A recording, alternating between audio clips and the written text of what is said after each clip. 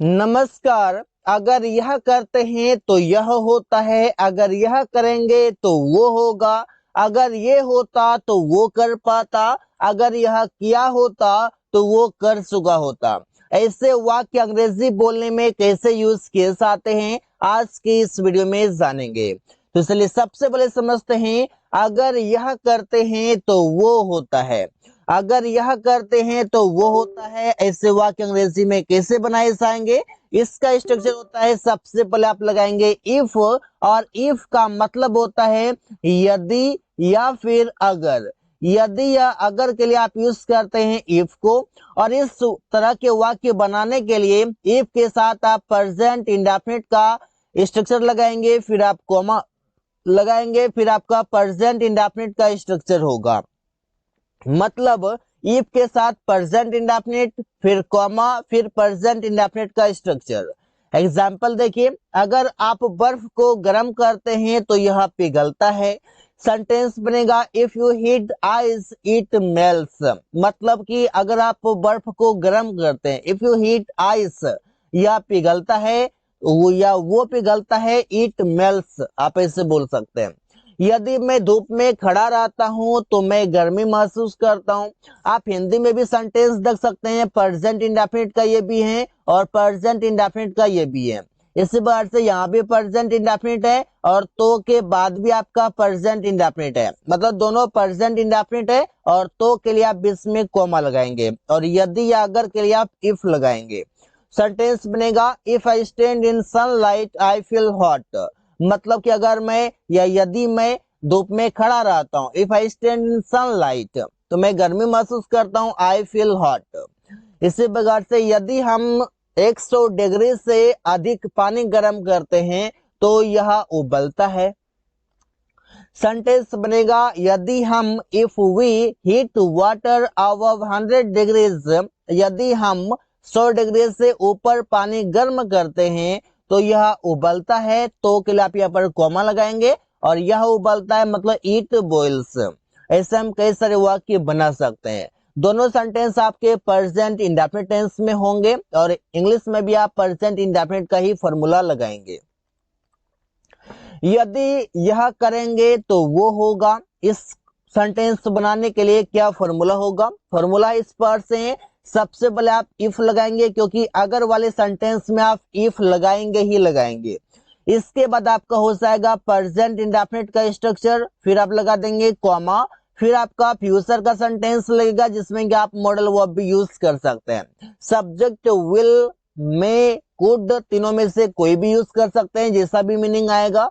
Plus verb का first form plus object होगा। Example है, यदि तुम कड़ी मेहनत करोगे तो परीक्षा पास करोगे। यहाँ पर जो है दोनों सेंटेंस आपके हिंदी में फ्यूचर में है, लेकिन पहला सेंटेंस प्रेजेंट इंडेफिनिट के अनुसार बनेगा और दूसरा फ्यूचर इंडेफिनिट के अनुसार बनेगा, या फिर मॉडल वर्ब के अनुसार आएगा तो उसके अनुसार बनेगा। इफ यू वर्क हार्ड, यदि तुम कड़ी मेहनत करोगे, you will pass the exam, तुम परीक्षा पास करोगे। सिंपल सी बात है। यदि वो मेरे पास आएगा तो मैं उसका मदद करूंगा। दोनों सेंटेंस आपके फ्यूचर इंडेफिनिट में है, पहला प्रेजेंट इंडेफिनिट, दूसरा future indefinite. If he comes to me, अगर वो मेरे पास आएगा, यहाँ पर देखिए इफ ही कम्स यहाँ पर प्रेजेंट इंडेफिनिट के अनुसार बनाया गया है, मैं उसका मदद करूंगा, आई विल हेल्प हिम, ये फ्यूचर इंडेफिनिट में है। अगर तुम स्कूल जाओगे तो डॉक्टर बनोगे, तो सेंटेंस बनेगा if you go to school, अगर तुम स्कूल जाओगे you will become a doctor, तुम डॉक्टर बनोगे। यहाँ पर देखिए आपका विल यूज हुआ है, और विल यूज आप करते हैं फ्यूचर इंडेफिनिट के सेंटेंस में। अगर हम कड़ी मेहनत करेंगे तो हम अंग्रेजी बोलना सीख सकते हैं। यहाँ पर देखिए सीख सकते हैं, यहाँ पर आपका क्या हो जाएगा, यहाँ पर सकने की बातें हो रही है, यहाँ पर आप कैन या मे का यूज करेंगे। जैसे कि सेंटेंस होगा इफ यू स्टडी हार्ड, अगर हम कड़ी मेहनत करेंगे, we may learn to speak English, हम लोग अंग्रेजी बोलना सीख सकते हैं। यहाँ पर हम संभावना की बातें हो रही है, संभावना की बातें हो रही है, इसलिए यहाँ पर आपका मे यूज हुआ है कि we may learn to speak English, हम लोग अंग्रेजी बोलना सीख सकते हैं।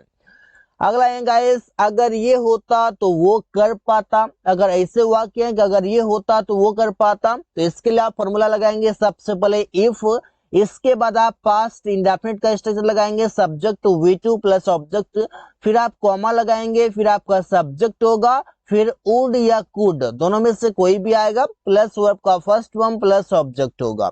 अगर स्ट्रक्चर आप ध्यान में रखेंगे तो सेंटेंस बनाना काफी इजी है। एग्जाम्पल देखिए, यदि मैं एक पक्षी होता तो आकाश में उड़ता, तो सेंटेंस कैसे बनेगा, if I were a bird, यदि मैं पक्षी होता तो मैं आकाश में उड़ता, I would fly in the sky.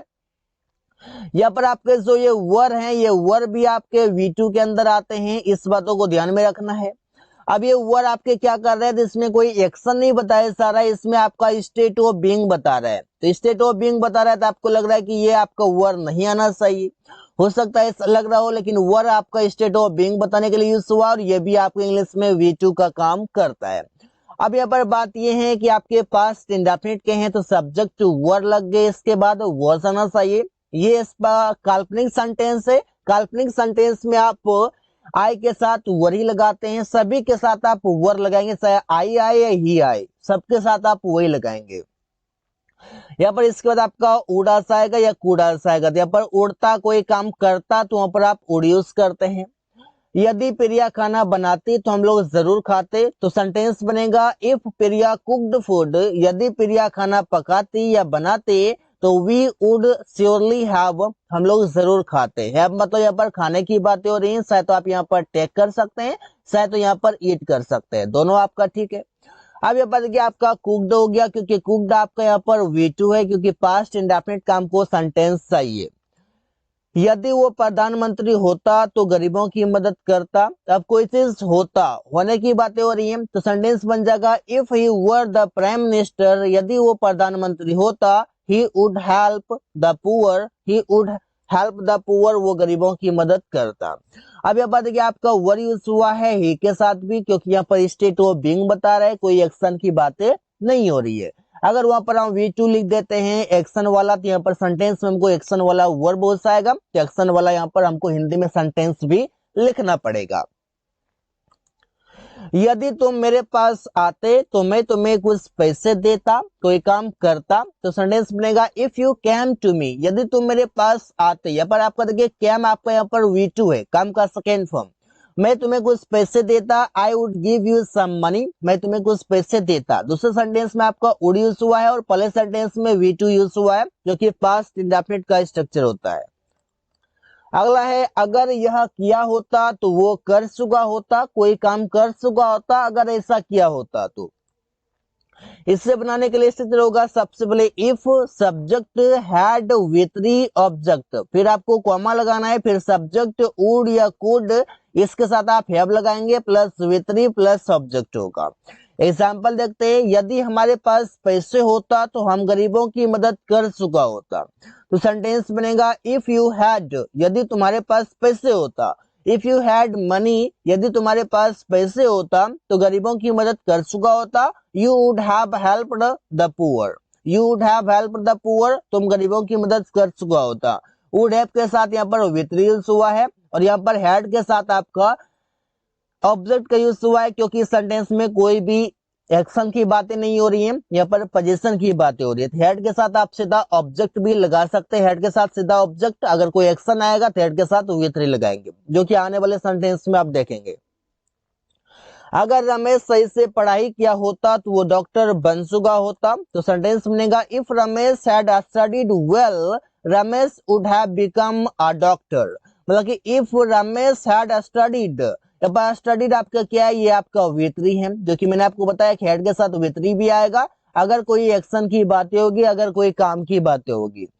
इसके बाद Ramesh would have become a doctor, Ramesh एक डॉक्टर बन चुका होता, ऐसे हम बोल सकते हैं। यहाँ पर हमारा जो रमेश लिखा हुआ है, इस रमेश के जगह पर हम ही लिख सकते हैं, क्योंकि दोबारा एक ही बात को रिपीट करने के बजाय उसका प्रोनाउन यूज कर सकते हैं।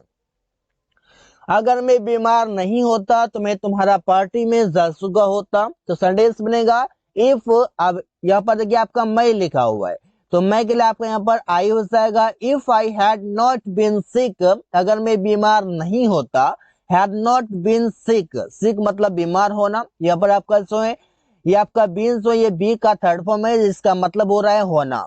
तो होना के लिए आपको बीन लिखना हुआ और बीमार के लिए sick. If I had not been sick, अगर मैं बीमार नहीं होता, I would have gone to your party, मैं तुम्हारे पार्टी में जा चुका होता। तो ऐसे हम कई सारे वाक्य बना सकते हैं। So guys, thanks for watching, that's all for today.